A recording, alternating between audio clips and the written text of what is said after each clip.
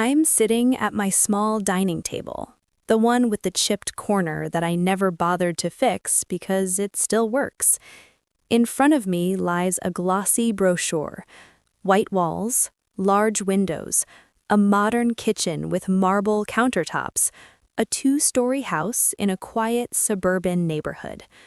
The house I helped buy. The house I believed would also be my last home. My name is Margaret Ellis.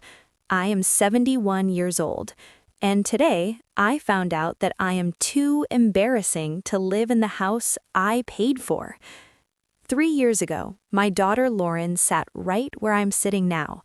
She looked exhausted, dark circles under her eyes, her hands shaking slightly as she wrapped them around her coffee mug. "Mom," she said softly, "I don't know what to do anymore."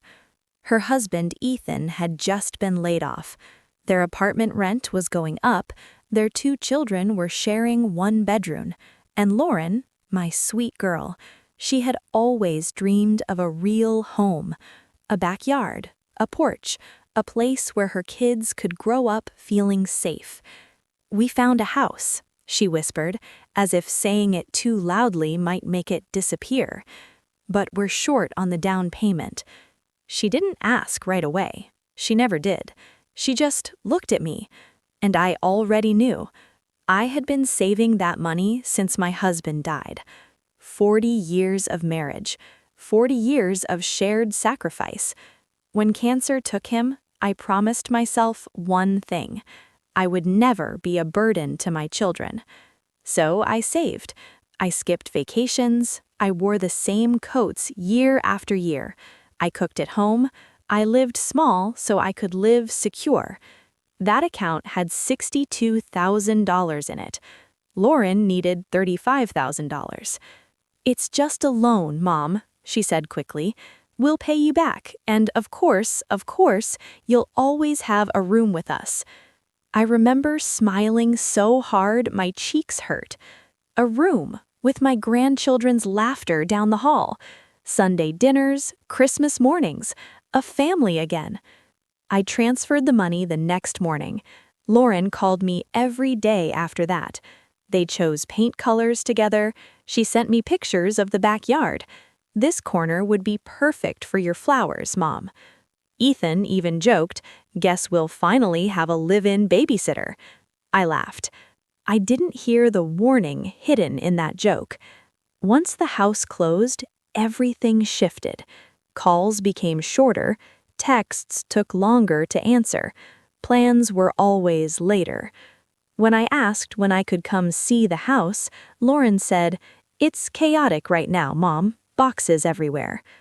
Weeks passed, then months. One afternoon, Lauren invited me over for dinner. I wore my nicest blouse, did my hair, put on lipstick I only saved for special occasions. The house was stunning, too stunning, and I felt it immediately. I didn't belong. While I was in the kitchen, pretending to admire the cabinets, I heard Lauren talking to one of her friends in the living room. Her voice was light, casual. "Oh God, no! My mom living with us? Absolutely not." My heart stopped. "She's sweet, but she's, old school, loud clothes, talks too much. It would be embarrassing." Embarrassing?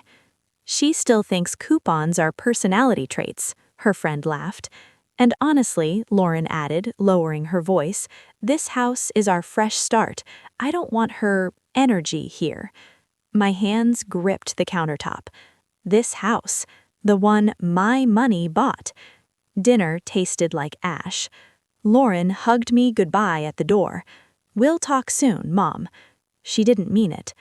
On the bus ride home, I stared at my reflection in the window. Wrinkled hands, practical shoes, a woman who gave everything and asked for nothing. Too embarrassing. 2 weeks later, Lauren called. "Mom," she said cheerfully, "we were wondering if you could help us again." Again.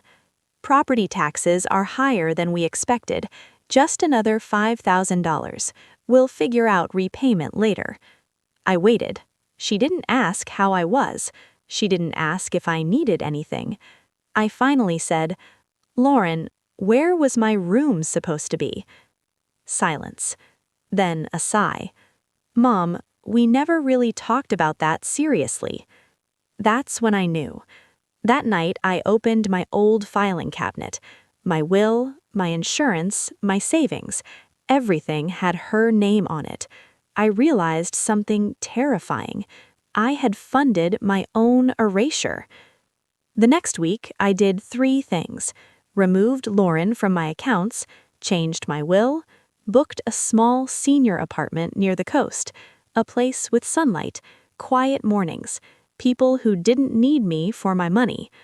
Lauren came over when the money didn't arrive. She was angry, confused. "Mom, you're being dramatic."